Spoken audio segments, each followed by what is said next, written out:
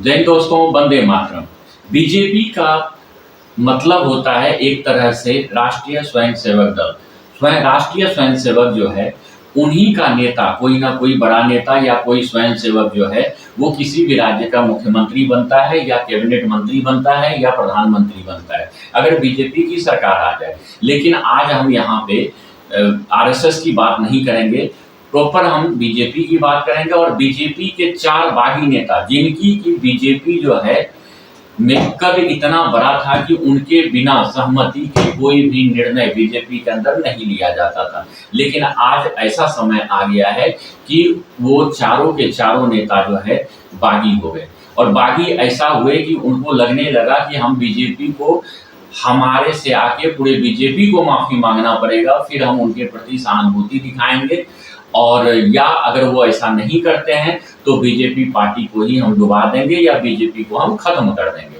ना कोई सरकार रह पाएगा बीजेपी का, ना कहीं पे उनकी सरकार बन पाएगी, उनके छवि को हम धूमिल कर देंगे। लेकिन उन्हें ऐसा सोचने से पहले एक बार ये भी सोचना चाहिए था कि बीजेपी जो है एक छोटा सा पार्टी है, छोटा तो अब नहीं बोल सकते, बहुत बड़ा है, लेकिन आरएसएस के नेतृत्व वाली जो संस्था है उसमें एक परिवार का छोटा सा हिस्सा बीजेपी है, क्योंकि बीजेपी जैसा बहुत सारा संस्था है आरएसएस के अंदर। इसलिए आरएसएस का हाथ होने के कारण उन्हें ये सोचना चाहिए था कि बीजेपी कभी डूब नहीं सकती है। इस नेताओं में सबसे पहले गिनती आता है अरुण शौरी का। अरुण शौरी जो था बीजेपी का, जब अटल बिहारी वाजपेयी की सरकार थी उस टाइम पे बहुत बड़ा कद्दावर नेता थे, कैबिनेट मंत्री भी थे और इनके बिना कोई डिसीजन लिया नहीं जाता था, जिसके कारण इनके अंदर इतना घमंड बैठ गया कि इनको लगने लगा कि मैं हूं तो बीजेपी है, अगर मैं नहीं तो बीजेपी नहीं है। और ये क्या करते थे, अटल बिहारी वाजपेयी सरकार के टाइम पे कांग्रेस को भी संतुलन में रखते थे और खुद को भी संतुलन में रखते थे। मतलब अगर बीजेपी से अनबन हुआ तो हम कांग्रेस में मिल जाएंगे। लेकिन 2014 से पहले ऐसा नहीं है कि नरेंद्र मोदी से इनका विवाद हो गया था। जी नहीं, नरेंद्र मोदी का भी एक खास थे। जब 2014 में नरेंद्र मोदी सरकार आया बीजेपी का, उस टाइम पे अरुण शौरी जो थे इन्होंने वित्त मंत्रालय की मांग कर दिया। वित्त मंत्रालय, रक्षा मंत्रालय और गृह मंत्रालय, ये सब एक ऐसा मंत्रालय होता है जो कि एकदम से सोच समझ के बहुत बड़ा फैसला लिया जाता है कि किसको दिया जाए। तो इन्होंने मांग कर दिया कि हमें वित्त मंत्री बनाया जाए। लेकिन वित्त मंत्री जो है उस टाइम पे सबसे कद्दावर नेता जो है अरुण जेटली को बना दिया गया। वहीं से इनकी को कहीं ना कहीं साइडलाइन कर दूंगा और बीजेपी को धीरे धीरे जिस हालत में 2004 में था, 99 में था, उसी हालत में ला दूंगा और नरेंद्र मोदी की सरकार जो है उनका बहुमत कम करा के उन्हें गिरा दूंगा। या तो मुझे वित्त मंत्री बनाए अरुण जेटली को हटा के, या तो बीजेपी की सरकार गिर जाएगी। लेकिन बीजेपी जो है उन्हें बर्दाश्त करते रहा, क्योंकि बीजेपी का एक आदत है, उनका अगर कोई नेता बागी हो जाता है तो उन्हें बहुत दिन तक वो बर्दाश्त करता है कि कहीं सुबह का भूला हुआ अगर शाम में वापस आ जाए तो उसे भूला हुआ नहीं कहते हैं। इसी तरह शौरी का बहुत ज्यादा इंतजार किया गया, लेकिन उन्होंने बीजेपी के विरोध में जैसे एक नदी का प्रवाह खोल दिया और उनकी बुराई करना बहुत ज्यादा शुरू कर दिया। उस टाइम से जो है ये बागी नेता में कहे जाते हैं और उसके बाद ये जो है कांग्रेस के सपोर्ट में आ गए। दूसरा नंबर पे आता है यशवंत सिन्हा। यशवंत सिन्हा वही जिन्हें की उपराज्यपाल जो है जम्मू कश्मीर का बनाया गया था 370 का धारा जब खत्म हो रहा था।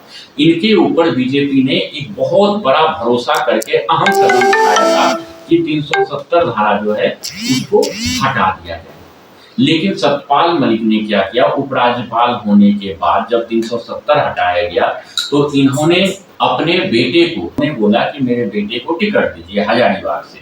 तो इनका बेटा का नाम था जयंत सिन्हा, उन्हें बीजेपी ने सहस्र दे दिया सीट और वो जीत के भी आए बीजेपी से। लेकिन यशवंत सिन्हा चाहते थे कि हम वहां से हटके जम्मू कश्मीर से राज्यसभा सांसद बना दिया जाए, इसलिए उन्होंने क्या किया, उनको जब नहीं बनाया गया तो वो विरोध हासिल शुरू कर दिया बीजेपी का। इसलिए उन्हें उपराज्यपाल से हटा के साइडलाइन किया गया और धीरे धीरे जब उनकी आदत ये हो गई कि वो कांग्रेस में जाके मिल गए, यहाँ तक कि चलिए बीजेपी से आपने बागी हुए लेकिन आपको कांग्रेस में नहीं मिलना था। यहाँ तक हो गया जब राष्ट्रपति चुनाव हो रहा था तो उस टाइम पे कांग्रेस के तरफ से जो है यशवंत सिन्हा का नाम आया था, हालांकि वो भारी बहुमत से हार गए थे, लेकिन फिर भी वो कांग्रेस में जा मिले थे। इसलिए 2024 के चुनाव में उनका बेटा जो जयंत सिन्हा था उनका भी पत्ता काट दिया गया।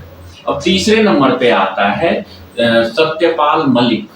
सत्यपाल मलिक चौथे नंबर पे आता है सुब्रमण्यम स्वामी। जी हाँ, सुब्रमण्यम स्वामी जो है एक हिंदूवादी नेता छवि के रूप में माने जाते थे।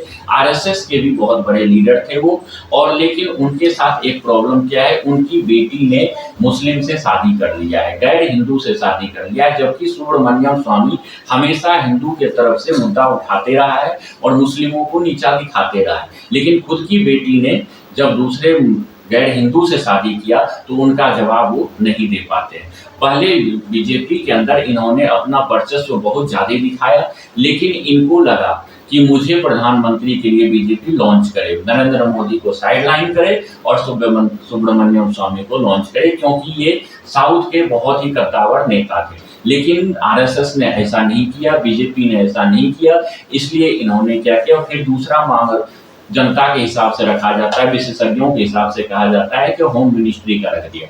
लेकिन वहां भी जब इनकी दाल नहीं गली तब ये इन्होंने बीजेपी और नरेंद्र मोदी का जो है विरोध करना शुरू कर दिया। विरोध करते करते इन्होंने यहाँ तक आ गया कि एक पार्टी का विरोध करते करते हिंदुओं का विरोध करना शुरू कर दिया, और हिंदुओं का विरोध करते करते खुद के ही पैर पे कुल्हाड़ी मार दिया। और आज के डेट में ना वो बीजेपी के रह गए और ना ही कांग्रेस के रह गए, क्योंकि बाकी नेता को तो कांग्रेस ने पचा लिया, लेकिन सुब्रमण्यम स्वामी का एक ऐसा छवि है जो कि कांग्रेस भी उनको नहीं ले सकता है, क्योंकि नेशनल हेराल्ड केस जो आया था वो सुब्रमण्यम स्वामी ने ही खुलवाया था, जो कि सोनिया गांधी और राहुल गांधी के विरोध में है। इस कारण से उसे कांग्रेस भी नहीं ले सकता। अगर कांग्रेस नहीं ले सकता तो इंडी गठबंधन का कोई भी नेता उन्हें एक्सेप्ट नहीं कर सकता, और बीजेपी तो अब कतई उनको अपने इर्द गिर्द भी भटकने नहीं देगा। इस कारण से अब वो ना घर के रहे और ना बाहर के रह गए, किसी ना किसी बड़े कार्यक्रम में जाते हैं, बीजेपी की बुराई करते हैं, बीजेपी की बुराई करते करते हिंदुओं का बुराई करने लगते हैं, और ना घर के रह जाते हैं और ना